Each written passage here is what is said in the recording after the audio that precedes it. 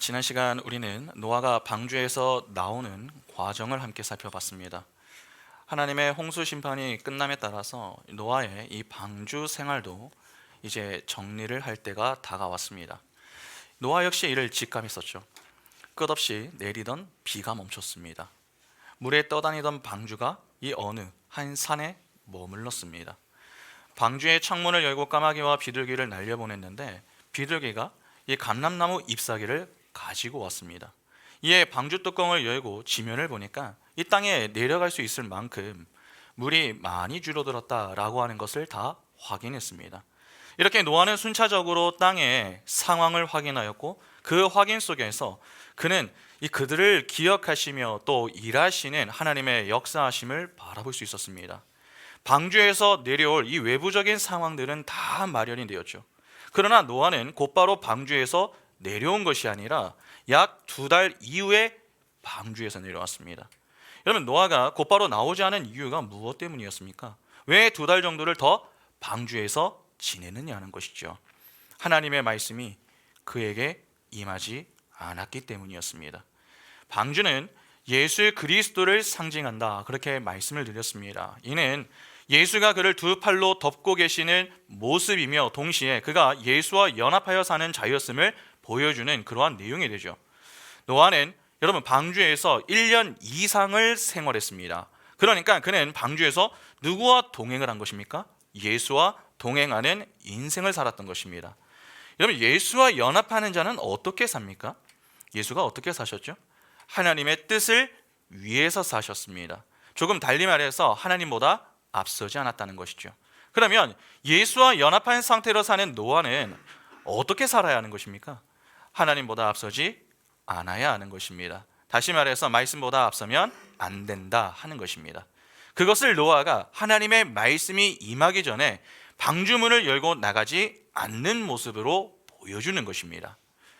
그러니까 하나님은 노아의 이 모습을 통해서 예수와 연합한 자로 사는 자는 어떤 자인가? 하나님을 끌고 가는 자가 아니라 하나님을 따르는 자다. 하나님보다 앞서지 않는 자다. 그것을 교훈해 주는 것입니다. 내 판단과 내 경험이 적절하고 풍성해도 하나님 앞에 그 모든 것을 내려놓고 말씀을 따르는 것이 바로 지혜이고 겸손이다라고 하는 것이죠. 성도는 늘 교만의 문제를 경계해야 됩니다. 주로 교만의 문제는 내가 힘이 들 때에 찾아오는 것이 아니라 내가 힘들지 않을 때 찾아옵니다. 다시 말해서 문제가 해결된 이유가 또 다른 넘어짐의 때, 즉 교만이 찾아올 수 있는 때가 될 수 있다라고 하는 것을 기억하셔야 됩니다.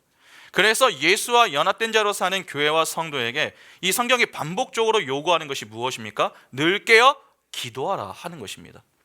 그러면 이를 어떻게 정리할 수 있겠습니까? 노아의 방주 생활은 분명 쉽지가 않았지만 그는 그 속에서 영적으로 깨어있기 위해서 부단히 노력을 했었고 그 결과 하나님의 말씀보다 앞서지 않는 모습을 보일 수 있었다, 그렇게 말할 수 있습니다. 그렇게 하나님의 뜻을 위하여 사는 자들에게 주어지는 것이 하나님의 말씀이죠. 하나님의 뜻 앞에 자신의 생각을 철회하고 노아가 방주에서 머물렀습니다. 그러자 하나님이 말씀으로 찾아와서 방주에서 나와라, 그렇게 말씀하심과 동시에 그들에게 번성의 복을 약속하셨습니다. 다시 말해서 생명의 복을 허락하신 것입니다. 그 생명의 복을 말씀을 통해 받아 누리는 자들이 바로 우리입니다. 그러면 생각해 보시기 바랍니다. 생명의 복을 받아 누린 자들은 여러분 어떻게 살까요?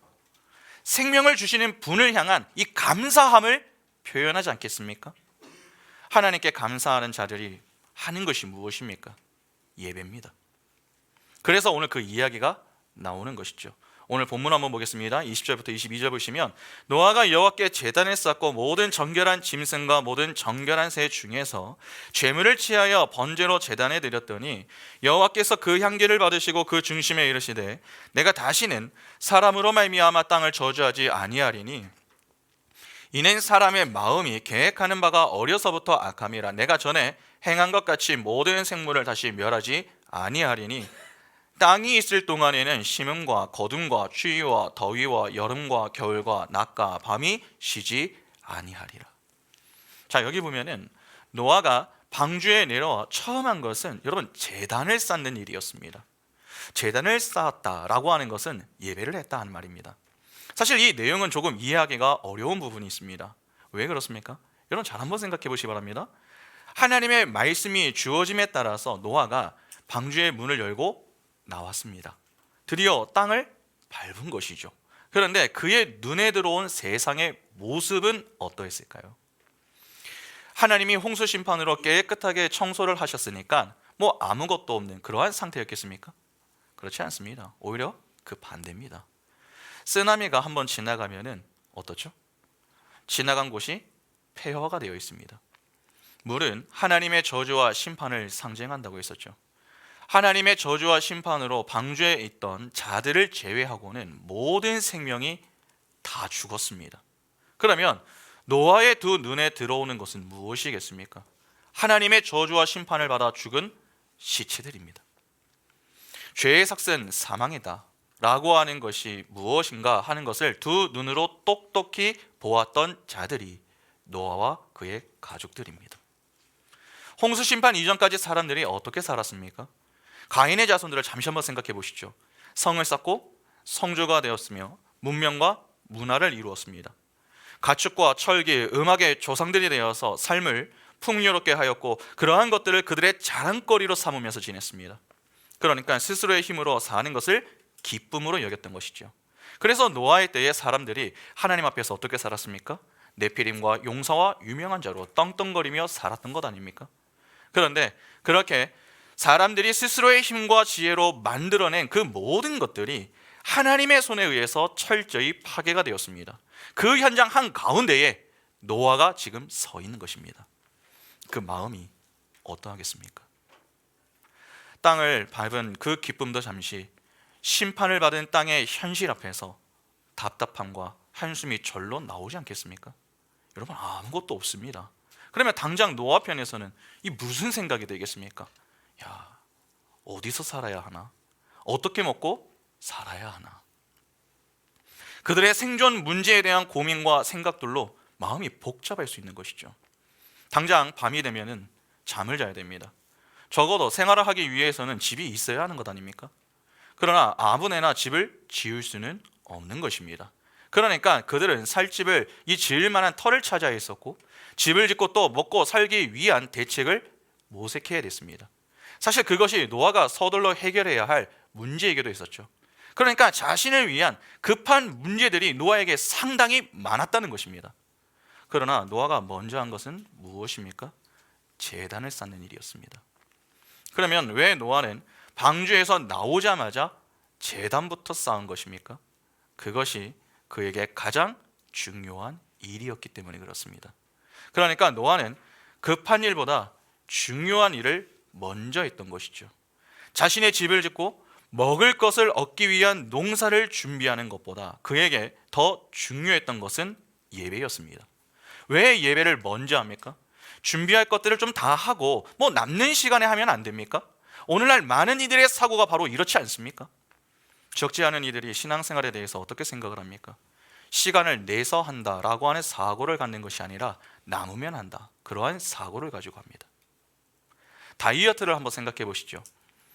건강을 위해서 적당한 이 체중을 유지하기 위해서 운동을 시작했습니다. 처음에는 뭐 열심히 하죠.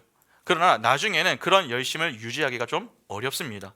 공부나 일이 자꾸 뭐 생기고 몸이 좀 힘들다 보면은, 그리고 먹고 싶은 음식이 자꾸 땡기면 어떻게 합니까? 나중에 시간 되면 운동해야지, 그렇게 자꾸 미루기 시작합니다. 그것이 몇 번 반복이 되면은 운동을 하지 않습니다. 주로 다이어트를 실패하는 이들의 특징이 이러하죠. 그러면 내가 목표한 체중을 줄이기 위해서는 어떻게 해야 하는 것입니까? 시간을 내서 운동을 해야 하는 것입니다. 바쁘더라도 어떻게든 좀 시간을 쪼개서라도 조금씩 운동을 해야 목표한 체중까지 감량할 수 있는 것입니다. 여러분, 신앙생활도 똑같습니다. 여전히 많은 이들이 신앙생활을 하나의 클럽 활동 정도로 여깁니다. 죽고서 천국은 가야 할 것 같다라고 하는 그 마음 때문에 작은 보험 하나 들어 놓는다고 그렇게 생각을 하고 교회에 나옵니다. 그래서 다른 날은 몰라도 주일만큼은 교회에 나가려고 애를 쓰죠. 그러니까 주일 예배는 빠지지 않습니다. 그러나 그것이 전부입니다. 설령 예배를 나온다고 해도 제대로 준비해서 나오지 않습니다. 출석 도장을 찍는 것이 목적이지 그 시간을 통해서 하나님이 어떤 분이시고 그분이 우리를 위해서 행하신 일들을 더 알고자 하는 마음은 없습니다. 그래서 예배 시간에 앉기만 하면은 지루하고 졸음부터 쏟아집니다. 그렇게 예배가 빨리 끝나기만을 기다리다가 축도 전에 도망할 준비부터 하죠. 그런 자들은 특징이 있습니다. 형식적인 조건들은 고루 갖추고 있다라고 하는 것입니다. 형식적인 자들은 시간을 내어 하나님을 알고자 애쓰지 않습니다. 여러분, 진짜 공부는 언제 하는 것입니까? 학교에서 선생님이 어떤 과목을 가르쳐 주실 때에 열심히 필기하는 것이 아닙니다. 자꾸 학생들이 착각하는 것이 여기에 있죠. 학교에서 공부한 것으로 공부를 했다, 그렇게 여기는 것입니다. 그러나 진짜 공부는요, 학교에서 배운 내용을 가지고서 혼자 책상 앞에 앉을 때부터 시작이 되는 겁니다. 그러니까 내가 따로 시간을 내서 책상 앞에 앉아 공부를 하는 그 시간부터가 진짜 공부를 하는 시간이 되는 것입니다. 누가 시키지 않아도 내가 이 과목에 대해 조금 더 알아야 되겠다라고 하는 그 마음 때문에, 또는 더 좋은 성적을 받기 위해서 스스로 시간을 내어 공부를 할 때에 실력이 향상되는 것입니다. 그러나 학생이 내가 원하는 것을 다 한다, 여러분 그렇게 되면 어떻게 되는 것입니까? 그냥 친구들하고 놀러 다니고 집에서 휴식이 필요하다고 2시간이고 3시간이고 게임하고 유튜브를 한다면, 그리고 잠도 좀 충분히 자야 된다고 하루에 8시간에서 10시간씩 잔다면 어떻게 되겠습니까? 그렇게 내가 원하는 것을 다 하고 남는 시간에 공부를 하려고 하면은 공부가 되겠습니까? 공부가 되는 것이 더 이상한 것입니다. 진짜 공부를 하려고 하는 학생은 실력 향상을 위해서 내가 원하는 것들이 있어도 그것들을 잠시 내려놓아야 합니다. 그럴 수 있어야 됩니다. 친구들과 놀고 게임하고 유튜브 하고 싶은 마음들을 잠시 좀 뒤로 미룰 수 있어야 되죠. 잠을 포기할 줄도 알아야 합니다. 그리고 시간을 내서 공부하기 위해 책상에 앉아야 좋은 성적을 기대할 수 있는 것입니다. 그런데 시간을 내서 공부하는 것이 여러분 말처럼 쉽습니까? 그렇지 않죠. 시험 기간 때에 공부하는 것이 정말 마음먹은 것처럼 잘 되십니까? 여기 우리 학생들 있는데 정말 그렇습니까? 그렇지 않습니다. 내가 시간을 내어서 공부를 하려고 할 때면 꼭 주변에 유혹들이 찾아옵니다. 갑자기 친구들에게 연락이 와서 야, 차 한잔 마시자, 그런 이야기가 옵니다. 그룹 스터디를 하면 더 공부가 잘 될 것 같으니 이렇게 같이 모이자라고 이야기하는 것이죠. 그렇게 나가면 같이 공부를 하는 것이 아니라 수다를 떨다가 들어와서 후회하며 속으로 뭐라고 합니까? 내가 다시는 나가나 봐라. 그렇게 앞으로는 그렇게 하지 않겠다고 다짐을 갖고 잡니다. 근데 그 다음날 또 연락이 와서 친구들이 뭐라고 합니까? 야, 오늘은 진짜 제대로 하자.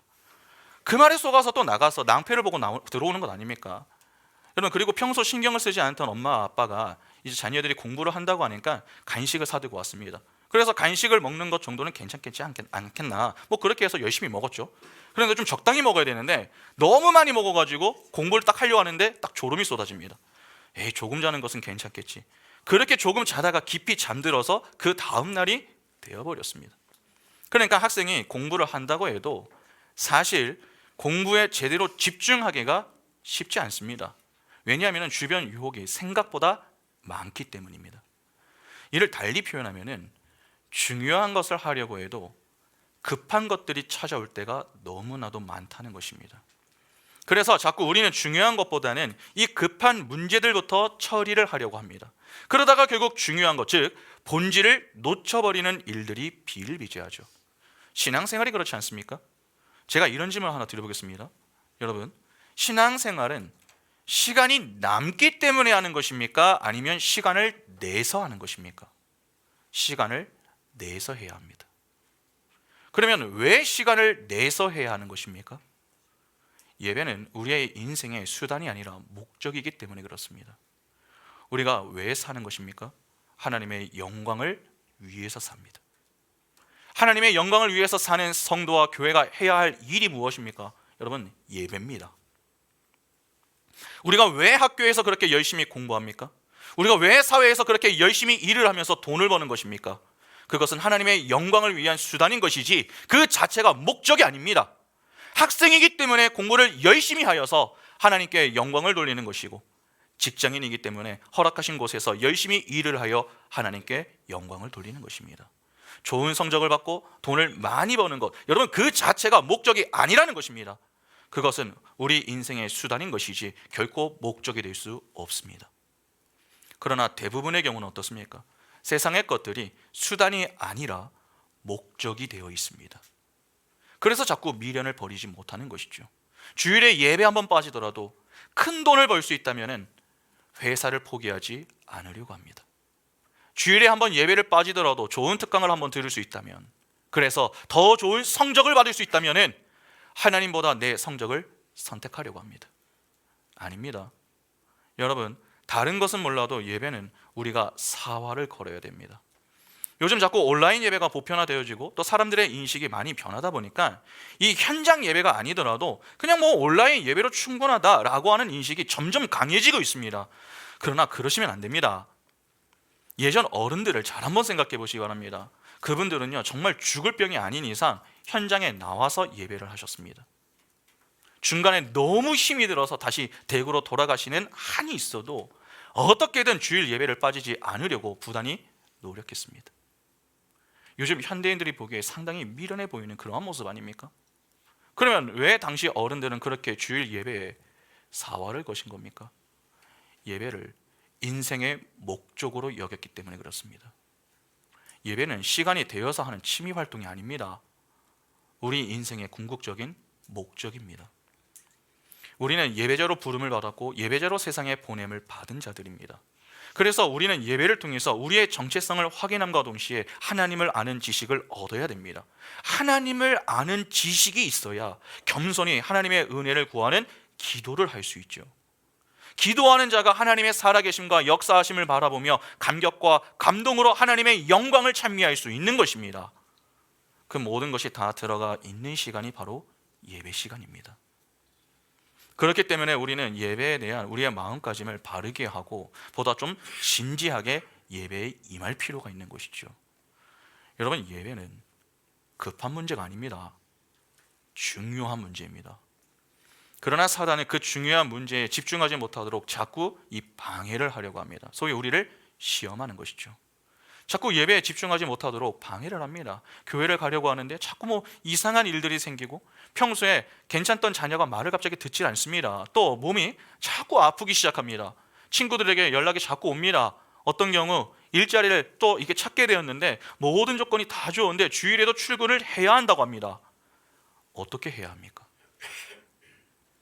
아무리 좋은 조건이라도 내가 예배할 수 없는 환경이다라고 하면은 여러분 하지 않는 것이 바람직합니다. 당장은 아쉬움이 클 수 있습니다. 그러나 기억하셔야 됩니다. 내가 주를 위해서 내 욕심을 비우지 않고 내 욕심을 위해서 주를 버리는 그 순간 다 끝나는 것입니다. 내 만족을 위해서 주를 포기할 수 있다면, 내 성공을 위해서 주를 버릴 수 있다면 그것은 진정한 신앙이 아닙니다. 주를 잃고 세상 것들을 다 얻는 것은 복이 아닙니다. 세상의 것을 잃어도 주를 얻는 것이 복입니다. 세상의 것 때문에 주를 잃는다면 그것은 저주이지 결코 복이 아닙니다. 여러분, 주를 위해 사는 성도의 인생을 주님은 포기하지 않습니다. 하나님은 자기 백성을 끝까지 책임지시는 분이십니다. 하나님은 자기 백성을 수시로 시험하시는 분 아닙니까? 우리의 믿음을 시험하십니다. 통과하라고 내시는 시험입니다. 그 시험을 우리는 통과해야 합니다. 그때 더 큰 영광을 바라보게 되는 것입니다. 설령 내가 예배 때문에 원하던 회사를 포기하고, 내가 예배 때문에 좋은 특강을 포기하며, 내가 예배 때문에 친구들과의 관계가 조금 소홀해진다라고 해도 그것은 큰 문제가 되지 않습니다. 오히려 그런 유혹과 시험 앞에서도 중요한 일, 즉 본질을 붙들고 사는 성도들의 그 인생에 합력하여 선을 이루시는 분이 하나님이십니다. 여러분, 착각하시면 안 됩니다. 급한 일을 빨리 끝내고 중요한 일을 하면 안 됩니까? 급한 일 하나가 지나가면은 또 다른 급한 일이 기다리고 있습니다. 우리가 주일은 그나마 괜찮아도 주중에 성경 읽기나 이 기도를 하지 못하는 이유가 무엇 때문입니까? 바로 이 때문 아닙니까? 급한 일을 하고 나중에 중요한 일을 한다라고 하는 것은 어불성설입니다. 중요한 일을 먼저 해야 합니다. 노아가 그 모습을 보여주고 있는 것입니다. 잘 보시기 바랍니다. 노아가 지금 어디에서 건짐을 받았습니까? 홍수 심판에서 건짐을 받았습니다. 물은 하나님의 저주와 심판을 상징한다라고 했습니다. 왜 홍수 심판이 주어졌습니까? 하나님의 말씀에 불순종했기 때문입니다. 성경에서 의와 죄는 관계 용어다, 그렇게 보면 거의 정확합니다. 죄 때문에 무슨 문제가 발생했습니까? 하나님과의 관계가 단절이 되었죠. 하나님은 생명의 근원이시며 생명을 공급해 주시는 분이십니다. 아담이 흙이 아닌 사람이 된 시점은 하나님의 생명력이 주어졌을 때입니다. 하나님과의 관계 속에서만 이 생명력이 주어지는 것이죠. 그러니까 하나님과의 관계 속에 있는 자들은 하나님이 공급해 주시는 생명을 소유하며 사는 것입니다. 그런데 죄로 인해서 그 관계가 단절되었습니다. 그러면 당연히 무엇이 상실되는 것입니까? 하나님이 주시는 생명이 끊어지는 것이죠. 그래서 죄의 삭은 사망인 것입니다. 김세윤 박사는 이를 살아있는데 분리된 상태, 즉 뿌리가 뽑힌 나무다, 그렇게 비유를 했는데 아주 정확한 비유입니다. 하나님과의 관계가 끊어져도 당장은 살아있는 것처럼 보일 수 있습니다. 그러나 결국 죽어버리는 존재가 바로 죄로 타락한 죄인의 모습이라는 것입니다.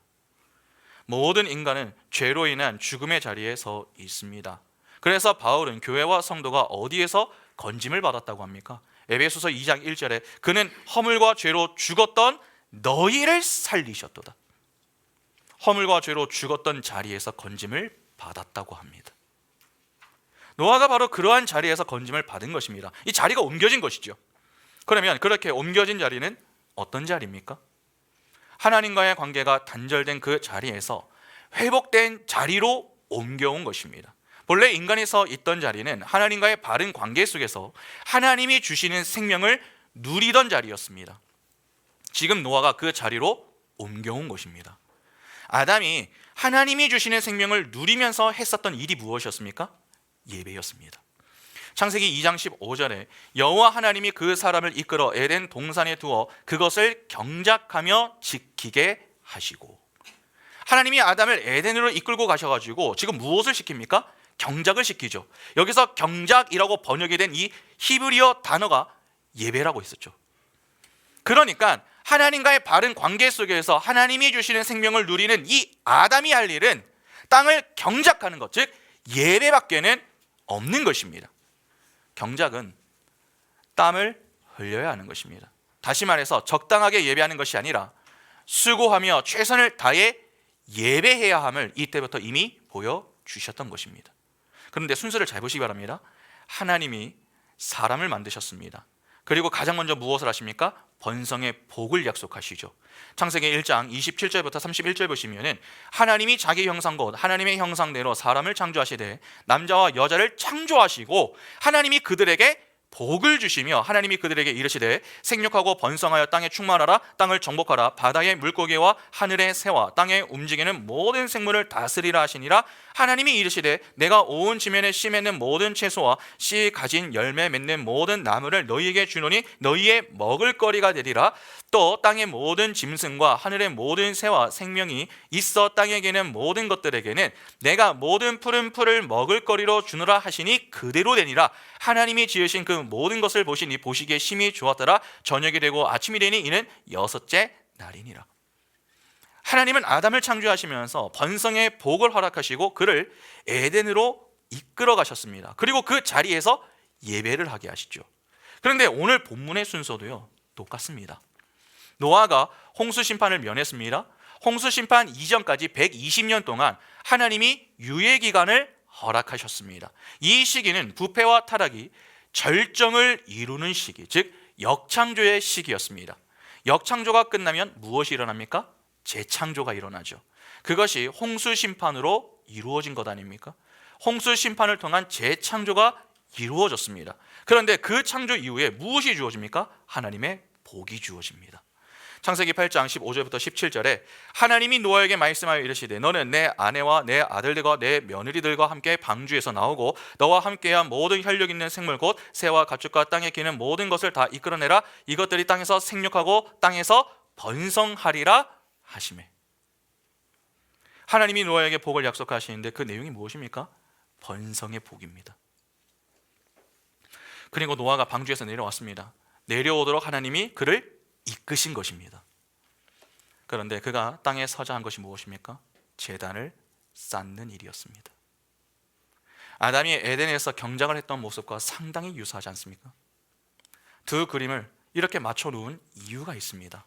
첫째, 하나님과의 바른 관계 속에 놓인 자들, 즉 하나님이 공급해 주시는 생명을 소유한 자는 자신을 위해서 살지 않는다라고 하는 사실을 보여주기 위해서입니다. 둘째, 하나님은 자기 백성을 예배자로 부르신다라고 하는 사실을 보여줍니다. 그러니까 구원받은 성도의 인생의 예배는 수단이 될 수 없는 것입니다. 목적이 되어야 함을 여기서 다시 한번 확인할 수 있는 것입니다. 하나님은 우리를 예배하는 자로 부르신 것입니다. 그런데 우리는 어떻게 생각합니까? 우리는 주로 이 신앙생활을 어떻게 합니까? 구원을 받기 위해서 합니다. 그러니까 우리의 관심은 구원을 받느냐라고 하는 이 여부에 있습니다. 그러나 성경의 관심은 구원받고 어떻게 살 것인가 하는 것의 여부에 있습니다. 성경은 구원받은 자는 예배자로 살아야 하며 모든 삶의 우선순위는 하나님이 되어야 함을 강조합니다. 다시 말해서 하나님 중심의 삶이 되어야 함을 교훈한다는 것입니다. 분명 상황적으로만 보면은 홍수 심판이 끝났습니다. 방주 생활도 끝났습니다. 이 정도면은 이제는 이 노아의 좀 마음대로 살아도 되는 것 아닙니까? 여러분, 그렇게 충분히 생각할 수가 있습니다. 그것이 일반적인 사람들의 사고방식입니다. 일단 인내하고 보자 하는 것입니다. 그러나 일정 기간이 지나면은 인내에 대한 보상을 은근히 기대합니다. 그러니까 그런 자들은 보상을 위해서 인내하는 것이죠. 그래서 신앙생활도 똑같이 합니다. 많은 사람들이 잘못 생각하는 것 중에 하나가 바로 여기에 있죠. 예수를 믿기 때문에 자꾸 억누르고 참으려고만 합니다. 그러나 계속 억누르기만 하면은 여러분 반드시 문제가 생깁니다. 보통 사람들이 다이어트를 할 때 체중 조절을 위해서 이 식욕을 억누르지 않습니까? 그런데 계속 억누르기만 하면은 사람이 이후에 어떻게 되는 줄 아십니까? 한 번 음식을 먹을 때에 폭식을 합니다. 그러니까 무조건 억누르면 그에 대한 반작용이 생기는 것이죠. 그래서 이 문제를 좀 해결하기 위해서 만들어 놓은 날이 어떤 날입니까? 치팅데이죠.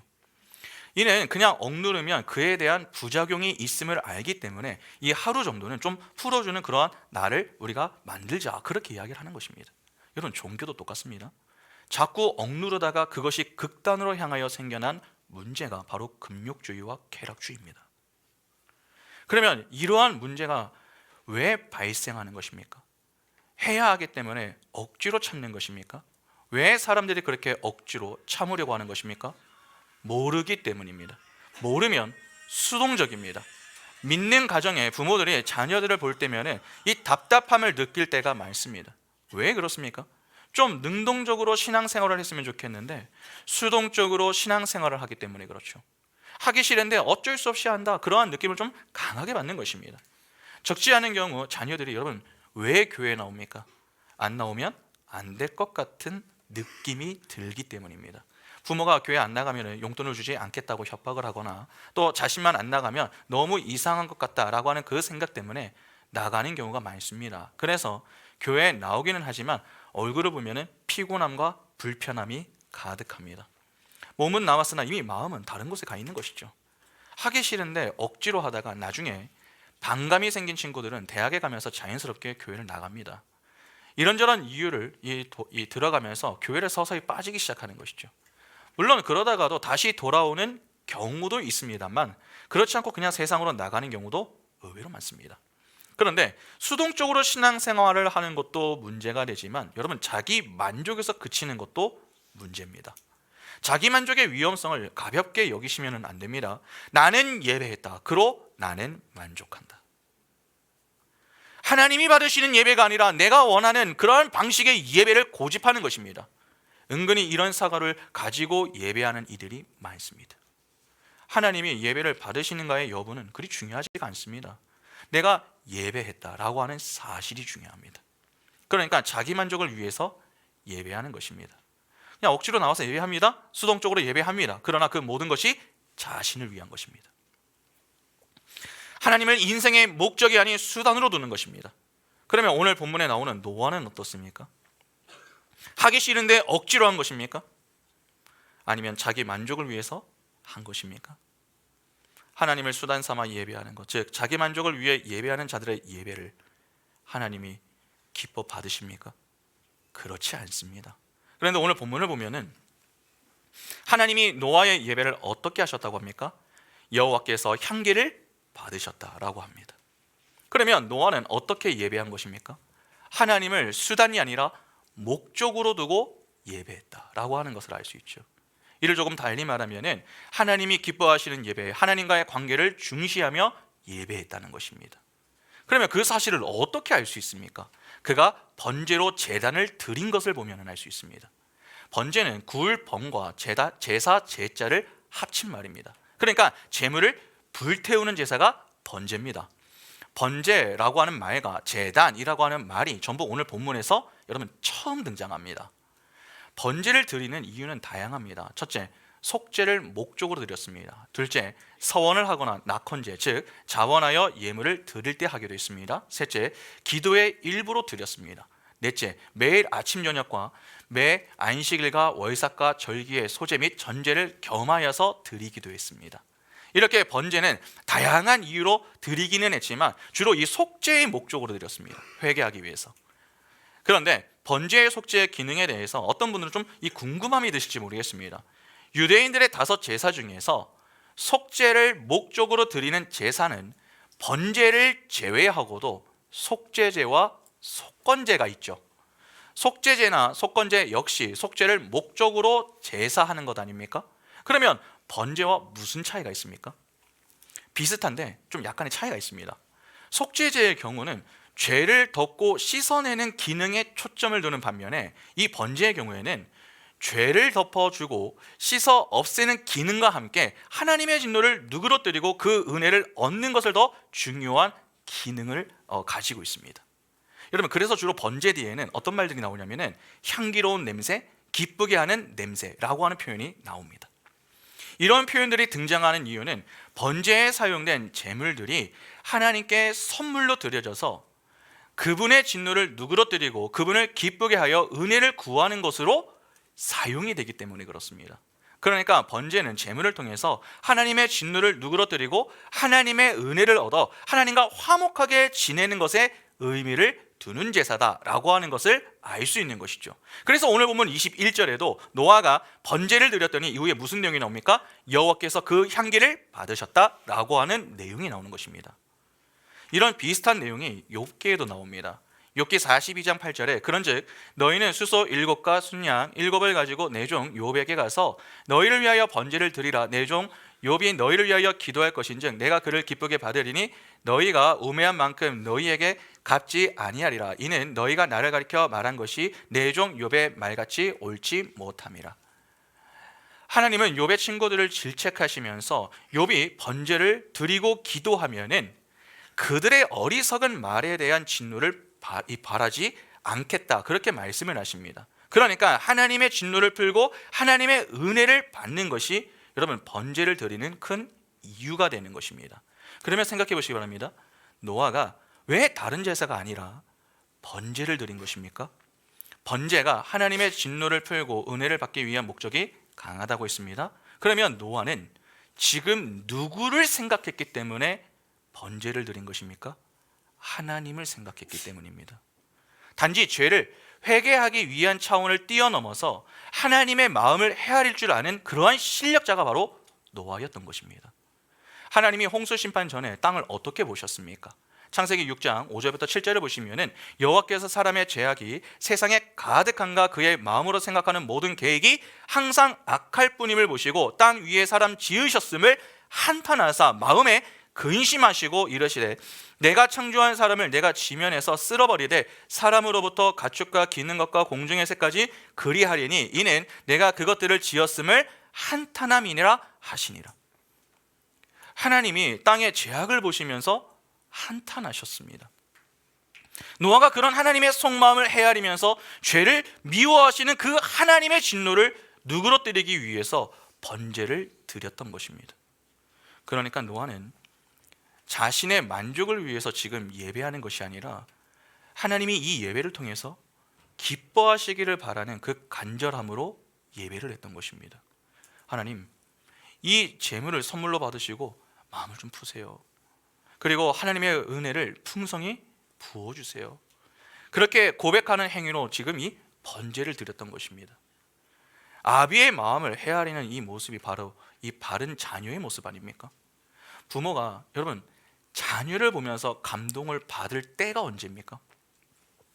대단한 것을 준비해 오는 것이 아니라 부모의 마음을 이해하고 움직일 때입니다. 전에 영림자매가 이 경건생활 보고서에 적어준 이야기가 하나 있었습니다. 이 엄마하고 함께 마트에 장을 보다가 이 굴을 파는 코너를 지나갔다고 합니다. 영림자매는 굴을 별로 좋아하지 않지만 이제 어머니, 우리 백수윤 성도님은 좋아하시는데 딸들이 굴을 먹지 않기 때문에 그냥 지나가셨다고 합니다. 그런데 영림자매가 조용히 사서 이 저녁 이 식탁에 반찬으로 준비를 했습니다. 식탁에 굴이 올라와 있는 그 모습을 보면서 여러분, 백수님 성도님의 마음이 좀 어땠을까요? 본래도 굴을 좋아하시지만 자녀들이 자신을 생각하여 사다 주는 그 마음, 엄마의 마음을 헤아려주는 자녀들의 마음에 감격과 감동이 되는 것입니다. 바로 이것이죠. 영림자매는 굴을 좋아하지 않습니다. 그러나 엄마는 좋아합니다. 나를 생각하면 굴을 살 이유가 없습니다. 그러나 엄마를 위해서 그 굴을 산 것입니다. 왜 그렇습니까? 그 굴을 먹으며 엄마가 기뻐하는 모습을 생각했기 때문입니다. 하나님을 섬기는 성도의 모습이 바로 그러해야 한다는 것입니다. 여러분, 노아는 할 수 있는 것이 번제밖에 없어서 번제를 드린 것이 아닙니다. 생각해 보시기 바랍니다. 번제라고 하는 말은 여기서 처음 등장을 했습니다. 그가 무엇을 알고 번제를 드립니까? 지금 이 내용은 누가 쓴 거죠? 모세가 쓴 것입니다. 모세 때에 5 제사에 관한 규례가 주어진 것이지 노아는 모릅니다. 번제가 무엇이지? 속죄제가 무엇이지? 모릅니다. 그런데 모세가 글을 쓸 때에 노아가 제사를 드리는데 하나님이 진노를 누그러뜨리고 그에게 은혜를 베푸시는 것은 번제밖에 없었던 것이죠. 그래서 번제로 제단을 드렸다, 그렇게 표현해 놓은 것입니다. 노아가 번제를 의도하고 했는가, 그것은 정확하게 알 수가 없습니다. 그러나 분명한 것은 있습니다. 노아가 방주에서 내려와 가장 먼저 신경을 썼던 것은 하나님의 마음이었다는 것입니다. 어떻게 하면 하나님의 진노를 누그러뜨릴 수 있을까? 어떻게 하면 우리 아버지의 마음을 좀 풀어드릴 수 있을까? 그것을 고민하며 그가 제사를 준비했던 것입니다. 노아는 다른 것을 먼저 하지 않았습니다. 예배부터 했습니다. 하나님의 마음을 생각하며 예배를 했습니다. 하나님이 아니면 자신은 단 한순간도 살 수 없는 존재임을 그는 너무나도 잘 알았죠. 하나님이 그를 찾아오지 않으셨다면, 하나님이 그에게 말씀을 주지 않으셨다면, 하나님이 그를 지켜주지 않으셨다면 그는 지금 그의 눈앞에 보이는 저 시체들과 별반 다르지 않음을 모르지 않았습니다. 그런데 그와 그의 가족들은 아무것도 한 것이 없는데 하나님이 일방적인 은혜로 찾아와 말씀을 주시고 동행해 주시며 보호해 주셨기 때문에 이 자리까지 나올 수 있었음을 그는 120년 동안 경험을 했었고, 홍수 심판이 주어진 이래 방주 생활을 하는 1년 동안 경험을 했습니다. 그런 그가 가만히 있을 수 있겠습니까? 그럴 수 없는 것입니다. 그래서 그가 방주에서 내려오자마자 하나님을 위하여서 번제를 드렸던 것이죠. 이것이 바로 하나님이 찾으시는 예배자의 모습인 것입니다. 그러면 우리는 어떻게 예배해야 합니까? 우리 기준에서 하는 것이 아닙니다. 내 만족을 위해서 하는 것이 아닙니다. 하나님이 이 예배를 어떻게 받으실 것인지 우리의 영적 아버지의 마음을 헤아리며 할 필요가 있습니다. 우리가 예배한다고 여러분 하나님이 다 그 예배를 받으시는 것 아닙니다. 하나님은 죄인의 기도를 듣지 않으십니다. 요한복음 9장 31절에 하나님이 죄인의 말을 듣지 아니하시고 경건하여 그의 뜻대로 행하는 자의 말은 들으시는 줄을 우리가 아나이다. 여러분, 죄인의 말을 듣지 않으시면 누구의 말만 들으신다는 것입니까? 의인의 말만 들으신다라고 하는 말이죠. 그래서 야고보는 이렇게 이야기합니다. 야고보서 5장 16절에 그러므로 너희 죄를 서로 고백하며 병이 낫기를 위하여 서로 기도하라. 의인의 간구는 역사하는 힘이 큼이니라. 의인의 간구는 역사하는 힘이 크다고 합니다. 쉽게 말해서 하나님이 의인의 기도를 무엇한다는 것입니까? 들으신다는 것이죠. 의인의 기도를 들으신다라고 하면은 여러분 의인의 예배는 어떠하겠습니까? 당연히 받으시는 것이죠. 아벨의 제사를 한번 생각해 보시죠. 하나님이 아벨과 그의 제사를 받으셨습니다. 왜 가인의 것은 받지 않으시고 아벨의 것만 받으십니까? 그가 의인이었기 때문입니다. 노아도 똑같습니다. 노아도 의인이죠. 성경은 그를 분명히 의인이다 그렇게 소개하고 있습니다. 그러니까 의인의 예배는 하나님이 기뻐 받으시는 것입니다. 의가 무엇입니까? 하나님과의 바른 관계 속에서 하나님이 요구하시는 것을 성실히 수행하는 그러한 상태입니다. 그러한 상태 속에 있는 자들이 하나님의 마음을 헤아리지 않겠습니까? 대충 예배할 수 있겠습니까? 그럴 수 없는 것입니다. 의인은 하나님이 기뻐하시는 예배를 합니다. 영과 진리로 예배한다는 것이죠. 성령의 인도를 받아서 예수를 의지하여 성부 하나님께 영광을 돌립니다. 그런 진실된 예배를 하나님이 찾으시고 받으시는 것입니다. 하나님은 의인의 예배를 받으십니다. 노아가 이 번제를 드렸더니 하나님이 그의 제사를 받으시고 말씀을 주시죠. 그 내용이 21절과 22절의 내용입니다. 21절과 22절 내용을 다시 한번 보겠습니다. 여호와께서 그 향기를 받으시고 그 중심에 이르시되 내가 다시는 사람으로 말미암아 땅을 저주하지 아니하리니 이는 사람의 마음이 계획하는 바가 어려서부터 악함이라 내가 전에 행한 것 같이 모든 생물을 다시 멸하지 아니하리니 땅이 있을 동안에는 심음과 거둠과 추위와 더위와 여름과 겨울과 낮과 밤이 쉬지 아니하리라. 자, 그런데 여기서 우리가 조금 주목해서 볼 내용이 있습니다. 지금 하나님이 노아의 제사를 받으시면서 무슨 말씀을 주셨습니까? 내가 다시는 저주하지 않겠다라고 하는 말씀을 주셨습니다. 그런데 여기 땅이라고 번역이 된 이 히브리어 단어는 에레츠가 아닙니다. 하 아담아, 즉 아담입니다. 아담. 여러분 아담이 무엇이죠? 흙, 먼지입니다. 아담이 흙으로 만들어지지 않았습니까? 그러니까 이를 원문에 맞게 다시 번역을 하면은 내가 다시는 사람으로 말미암아 사람을 저주하지 않겠다 그렇게 말씀하신 겁니다. 그런데 그 이유가 상당히 흥미롭습니다. 그 뒤를 보면은 하나님이 사람을 저주하지 않겠다라고 하시는 그 이유가 나오는데 그 내용이 무엇입니까? 사람의 마음이 계획하는 바가 어려서부터 악함이라. 왜 심판하지 않으신다고 합니까? 사람이 본래 악하기 때문이다 라고 말씀하시죠. 여러분 좀 이상하지 않으십니까? 하나님이 홍수 심판을 왜 내리셨습니까? 땅에 있는 자들의 악함을 보시고 심판하신 것 아닙니까? 그런데 왜 지금에 와서 사람은 본래 악하기 때문에 저주하지 않겠다라고 말씀하십니까? 이를 어떻게 이해해야 됩니까? 하나님이 지금 실언을 하시는 겁니까? 아니면 심판의 후유증이나 후회로 이런 말씀을 주고 계시는 겁니까? 그렇지 않습니다. 지금 하나님이 노아에게 이 말씀을 주시는 이유는 사람의 변화는 심판으로 이루어지지 않음을 강조하는 겁니다.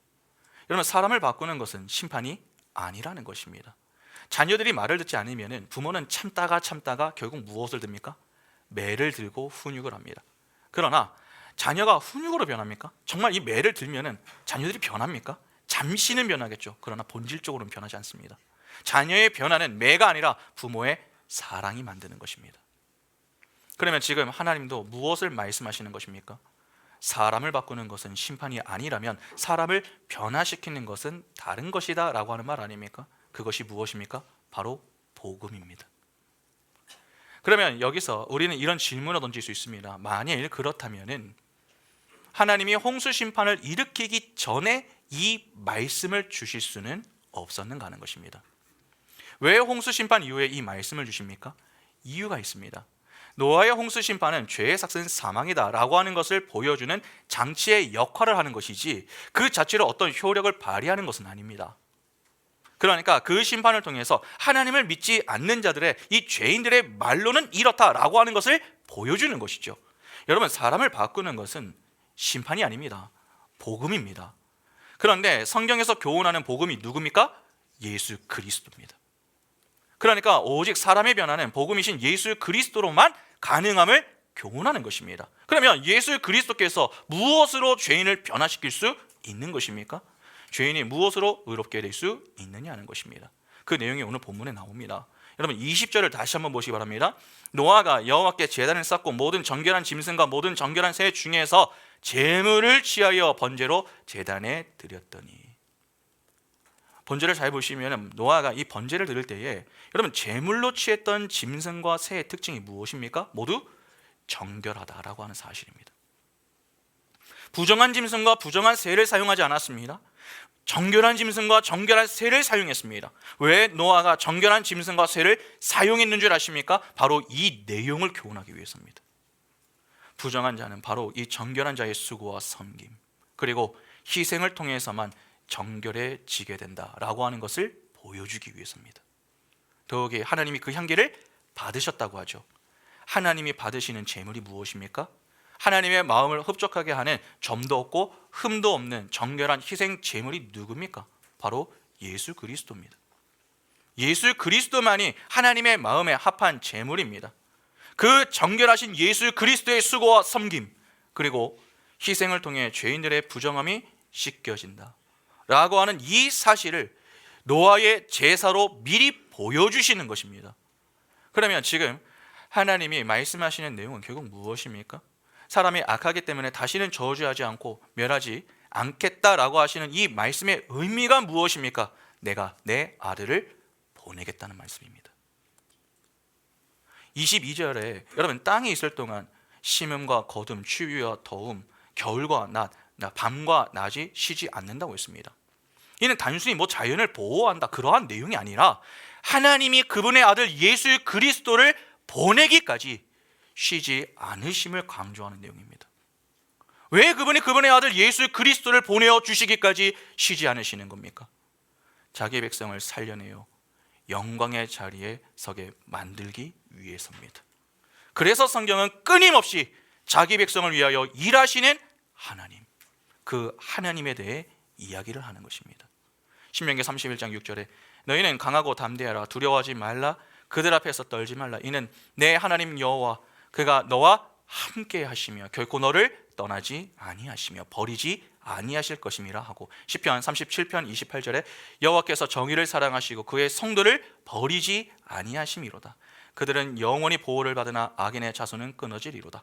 예레미야가 3장 31절과 32절에 이는 주께서 영원하도록 버리지 아니하실 것임이며 그가 비록 근심하게 하시나 그의 풍성한 인자하심에 따라 긍휼히 여기실 것임이라. 요한복음 10장 27절부터 29절에 내 양은 내 음성을 들으며 나는 그들을 알며 그들은 나를 따르니라. 내가 그들에게 영생을 주노니 영원히 멸망하지 아니할 것이요 또 그들을 내 손에서 빼앗을 자가 없느니라. 그들을 주신 내 아버지는 만물보다 크심에 아무도 아버지 손에서 빼앗을 수 없느니라. 히브리서 13장 5절에 돈을 사랑하지 말고 있는 바를 족한 줄로 알라. 그가 친히 말씀하시기를 내가 결코 너희를 버리지 아니하고 너희를 떠나지 아니하리라 하셨느니라. 방금 읽은 이 구절들마다 여러분 무엇을 강조하고 있습니까? 하나님이 절대로 자기 백성을 버리지 않으신다 라고 하는 말씀입니다. 무슨 말입니까? 자기 백성을 반드시 살려내신다는 것입니다. 그 일을 위해서 하나님은 쉬지 않으시고 일하십니다. 그런 하나님의 열심과 열정으로 인한 사랑과 은혜를 여러분 세상은요 감당하지 못합니다. 로마서 8장 35절부터 39절을 보시면 누가 우리를 그리스도의 사랑에서 끊으리요? 환난이나 공고나 박해나 기근이나 적신이나 위험이나 가리랴. 기록된 바 우리가 종일 주를 위하여 죽임을 당하게 되며 도살당할 양같이 여김을 받았나이다 함과 같으니라. 그러나 이 모든 일에 우리를 사랑하시는 이로 말미암아 우리가 넉넉히 이기느니라. 내가 확신하노니 사망이나 생명이나 천사들이나 권세자들이나 현재 일어나 장래 일어나 능력이나 높음이나 깊음이나 다른 어떤 피조물이라도 우리를 우리 주 그리스도 예수 안에 있는 하나님의 사랑에서 끊을 수 없으리라. 그렇죠? 그러면 결국 그런 하나님의 사랑을 입은 교회와 성도가 할 일은 무엇입니까? 간단합니다. 쉬지 않으시고 우리를 위하여 지금도 일하고 계시는 그 하나님을 믿는 것입니다. 그러면 이제 정리를 해보겠습니다. 우리는 하나님께 어떤 은혜를 입은 것입니까?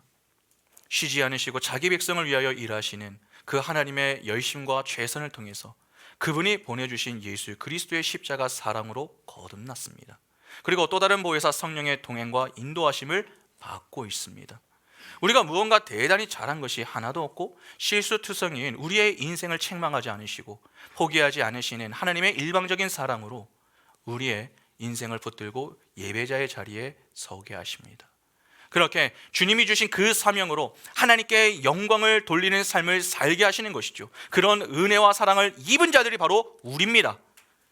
그렇게 우리가 새 하늘과 새 땅을 소망하며 새 사람으로 매일 조금씩 주님의 은혜와 사랑을 힘입어 변해가는 것이죠. 내가 거룩하니 너희도 거룩해라 하신 그 말씀에 따라 죄를 멀리하고 의를 가까이 하는 자기 부인의 과정을 지나면서 하나님이 기뻐하시는 예배를 하는 자로 하나님만으로 만족하며 하나님께만 영광 돌리는 그러한 믿음의 사람들로 서서히 성장해 가는 것입니다. 그러면 그 사실을 안다면 우리는 어떻게 해야 하는 것입니까? 노아와 같이 영적 아버지이신 그 하나님의 마음을 헤아리고 급한 것보다 중요한 것을 먼저 할 줄 아는 자로 하나님의 마음에 흡족함을 드릴 수 있는 준비된 예배로서 하나님의 진노를 누그러뜨리고 하나님의 은총을 받는 그 일에 열심을 내야 하는 것 아닙니까? 우리는 다른 것으로 부름을 받지 않았습니다. 예배자로 부름을 받았습니다. 예배를 통해 하나님의 영광을 찬미하는 자들로 부름을 받았습니다. 여러분, 예배에 소홀해지지 마시기 바랍니다.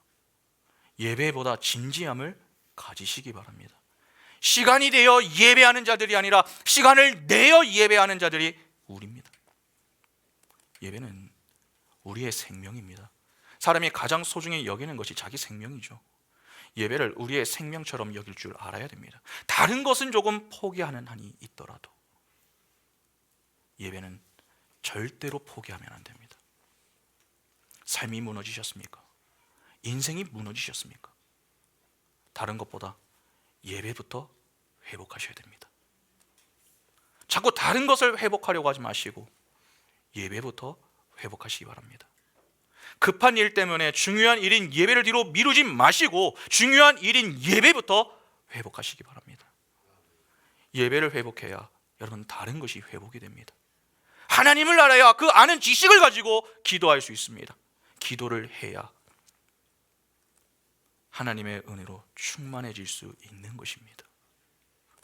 성적과 돈과 세상의 성공이 우리를 변화시키는 것이 아닙니다. 오직 예수 그리스도만이 우리를 변화시킬 수 있습니다. 그 예수 그리스도가 그분의 은혜로 우리를 살리셨고 생명과 영광의 자리인 이 예배의 자리로 우리를 초청하고 있습니다. 그 초청에 여러분 어떻게 응답하시겠습니까? 믿음의 눈을 열고 우리의 예배를 기쁘게 받으시고자 하시는 그 아버지의 뜻을 보시고 음성을 들으시며 그 마음을 느끼시기 바랍니다. 그리하여 영과 진리로 예배하는 자, 하나님이 기뻐 받으시는 예배를 할 수 있는 예배자로 일평생 하나님께만 영광 돌리는 복된 인생이 바로 오늘 우리 모두의 인생이 다 될 수 있기를 간절히 소망합니다. 함께 찬양하겠습니다.